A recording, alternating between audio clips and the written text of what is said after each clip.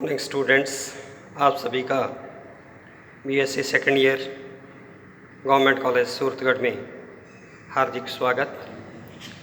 जैसा कि आप जानते हैं कि हम कर रहे थे किसी differential equation M D x plus N D Y is equal to zero को एग्जैक्ट डिफरेंशियल इक्वेशन में परिवर्तित करना हो तो उसके अलग अलग नियमों को। तो आज हम स्टडी करेंगे रूल सेकंड। कल मैंने आपको बताया था कि अगर M D x plus N D Y is equal to zero equation homogeneous हो, यानी कि एम और एन के जो पद हैं वो होमोजीनियस हों, तो उसका इंटीग्रेटिंग फैक्टर क्या था, 1/mx plus N Y, provided mx plus N Y is not equal to zero. आज है हमारे पास कि अगर आपकी equation M D x plus N D Y is equal to zero को अगर आप निम्न रूप में व्यक्त कर सकते हैं, यानी कि any function of x Y into Y D X, यानी कि एम में से वाई कॉमन आ जाता हो, तो any function of x Y into Y D x plus another function of x Y into x D Y is equal to zero. D X के साथ Y common आता हो, डी वाई के साथ x common आता हो, तो आप क्या करेंगे, M x minus N Y calculate करेंगे। और अगर M x minus N Y is not equal to zero हो तो उसका जो इंटीग्रेटिंग फैक्टर है वो हो जाएगा 1/mx माइनस एन वाई। और उसके बाद दी गई इक्वेशन को आप 1/mx माइनस एन वाई से मल्टीप्लाई कर दीजिए, तो वो इक्वेशन एग्जैक्ट इक्वेशन बन जाएगी। एग्जैक्ट इक्वेशन को सॉल्व करने का मेथड मैंने आपको बताया हुआ है। लेकिन अगर mx minus N Y is equal to zero आ जाता है तो अपने क्या करेंगे कि m/n will be equal to y/x। तो दी गई इक्वेशन में m/n की पहले n से डिवाइड कर देंगे, m/n dx plus dy is equal to zero.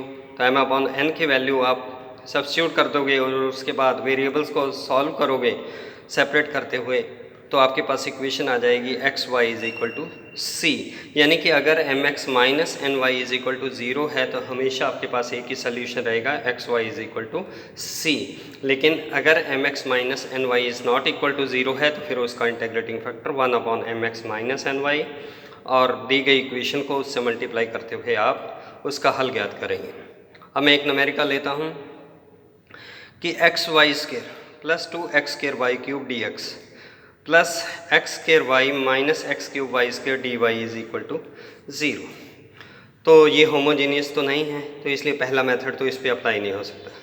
लेकिन पहले टर्म में देखिए X Y square plus 2x² Y cube, एक वाई कॉमन आ सकता है, तो वाई स्क्वायर ही आ रहा है, लेकिन मेरी कंडीशन क्या थी, वहाँ पर वाई कॉमन चाहिए था। मैं एक वाई कॉमन ले लेता हूँ, x y plus 2x² y square into Y D x plus दूसरे टर्म में एक x कॉमन ले लेता हूँ, तो वो x y minus x² y square into x D Y is equal to zero. तो ये जो हमारी कंडीशन थी कि f1 x Y into Y D x plus another function of x Y into x D y होना चाहिए, तो वो है। तो अब आप क्या ज्ञात करेंगे, M x minus N y, यानी कि पहले वाले टर्म जो x Y square plus 2x² Y cube है उसे आप x से मल्टीप्लाई कर दीजिए, जो y वाली टर्म है उसे y से मल्टीप्लाई करते हुए दोनों को सब्ट्रैक्ट कीजिए। तो m x minus N y जब आप कैलकुलेट करते हैं तो ये आता है 3x³ वाई क्यूब, जो कि ज़ीरो नहीं है, तो इसलिए हमारे पास इंटीग्रेटिंग फैक्टर क्या आ गया, 1/3x³ वाई क्यूब। तो आप दी गई इक्वेशन है जो उसे आप 1/3x³ वाई क्यूब से मल्टीप्लाई कर दीजिए। तो मल्टीप्लाई करने पर आपके पास जो इक्वेशन बन रही है 1/3 y plus 2/x d x plus 1/3 into 1/x y square minus 1/y d Y is equal to zero. तो ये इक्वेशन क्या होगी, एग्जैक्ट डिफरेंशियल इक्वेशन होगी। अगर आप चेक करना चाहें कर सकते हैं, करने की आवश्यकता नहीं है, लेकिन करना चाहें तो del M by del Y और del N by del X calculate कीजिए, वो दोनों समान आएंगे, तो हम कहेंगे कि इक्वेशन हमारी एग्जैक्ट डिफरेंशियल इक्वेशन है। अब एग्जैक्ट डिफरेंशियल इक्वेशन को सॉल्व करने के लिए जो डी एक्स का कॉफिशिएंट है उसका आप इंटीग्रेट करेंगे x के सापेक्ष, तो integration of m D x, तो ये क्या बना, 1/3 into 1/x² y plus 2/x into d x. Y को अचर लेना है तो इसे सॉल्व किया तो minus 1/3 into 1/x y plus 2/3 log x आ गया। अब ये जो रिज़ल्ट सेकंड आया है इसे हम y के सापेक्ष पार्शियली डिफ्रेंशिएट कर देते हैं। तो पार्शियली डिफ्रेंशिएट करेंगे तो क्या आएगा, minus 1/3x as it is, y की पावर -1 का डिफ्रेंशिएशन -1/y स्क्वायर, तो माइनस माइनस प्लस हो गया, प्लस सेकंड टर्म क्योंकि x का फंक्शन है तो y के सापेक्ष पार्शियली डिफरेंशिएट करते हैं तो वो 0 हो गया।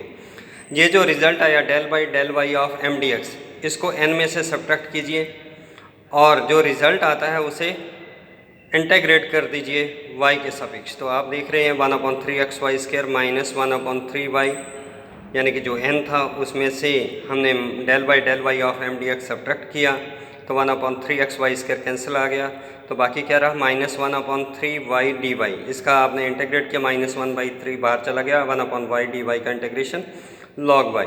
तो आपके पास इंटीग्रेशन ऑफ m dx भी आ गया, integration of n minus del y of integration of m dx with respect to y भी आपने कैलकुलेट किया, तो दोनों को ऐड करते हुए इक्वल टू c लिखिए।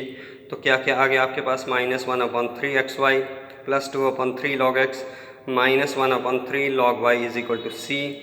तो 3 एलसीएम ले लिया तो आपके पास आ गया 1/xy plus 2 log x minus log y is equal to c1।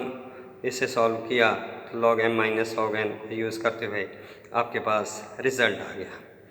अब इसी के साथ की कुछ असाइनमेंट्स हैं कि आपने ये 4 न्यूमेरिकल्स हैं, इनको सॉल्व करना है। पहले 2 रूल फर्स्ट के हैं, तीसरा और चौथा रूल सेकंड का है। तो प्रैक्टिस कीजिए। अगर आपके पास कोई डाउट है तो उसके आप हमसे डिस्कस कर सकते हैं। धन्यवाद।